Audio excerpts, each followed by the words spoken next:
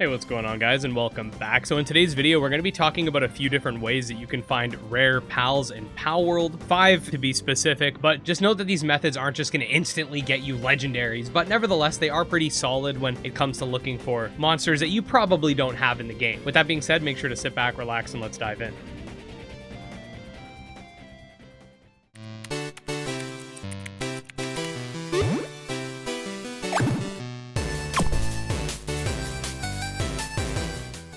Okay, so the first method on this list, in no particular order, involves wild eggs and breeding. So with regards to wild eggs, yes, you have a certain available pool when it comes to the wild eggs that you find. These appear literally everywhere on the map and are a little bit random, but do have their set spawns. Essentially, pick up any wild egg you can find, and sometimes you'll get huge eggs, which also involve more rare creatures. That being said, when it comes to breeding, I actually have been experimenting a lot with the breeding system, and it does appear that different pals make new different pals. I do believe that these are set, so if you have a specific pal and another pal of a different species, they might create a third species of pal, and that just might be set in the way that they're coded. So really get experimenting with breeding. Start switching up who you're breeding together, because it feels like almost the entire pal roster is up for grabs with breeding, and I've especially found a lot of strange and different creatures by fusing my Suzaku with other random monsters trying to get the Aqua variant. You can also get crossbreeds through this method, which is a bonus, and I'm sure the Palworld wiki will eventually have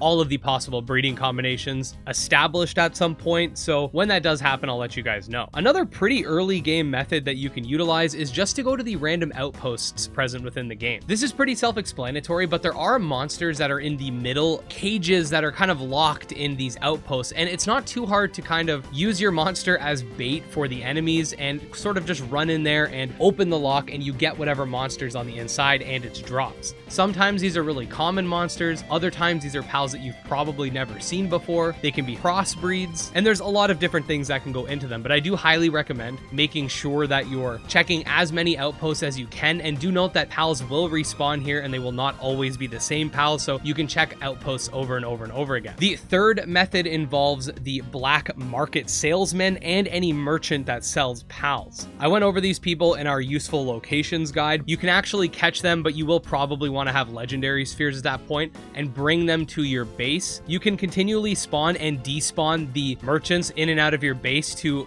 reshuffle their pool of available pals that you can buy, and a lot of these guys have some crazy stuff. Next, we have the monster sanctuaries present within the game, and these are areas that kind of look like this on the map. There are multiple of them, and it is considered a crime if you are present, and if you see any officers, you'll be attacked for trespassing, but a lot of these have either monsters that the tower bosses have, or just other rare monsters that you don't oftentimes see, including hybrid forms. Make sure you're exploring a lot of the map for these sanctuaries because they're extremely useful. I even built a base on one of them because trespassing is for cool kids. Finally, last but not least, we have dungeons, another pretty obvious one, but still, I think you guys should be paying attention to the dungeons present within the game because a lot of these dungeons have monsters that might be available in the overworld somewhere, but I haven't seen. I've run through dungeons quite a few times and been like, oh, there's a monster that I don't usually see. And then the same is true with the bosses. They tend to be more on the rare, if not uncommon side of things. And depending on the dungeon, you will also get those technology point books, which are excellent for unlocking even more things to craft. But yeah, that's pretty much it for the video, guys. 5 ways to find more rare monsters in Palworld. Definitely make sure you're paying attention to all of these. And if you want more information on breeding and useful locations and stuff like that, definitely check out the description. I got more guides like that already out. And if you want to stay up to date on Palworld right through early access into full access, I've been covering this game for 2 years. Honestly, I wasn't expecting everybody else to start covering it as well, but if you want someone that's going to stick with it after its popularity goes down, I'm still going to be here. I've been excited about this game since the reveal, and I'm going to keep you guys up to date on all of the latest monster taming news. You can also check out my Twitter, Discord, Patreon, and channel memberships linked below. And special thanks to the patrons and channel members, especially Jim Hamilton, Drove Ghost, Candy Marunci, and Tragsoft,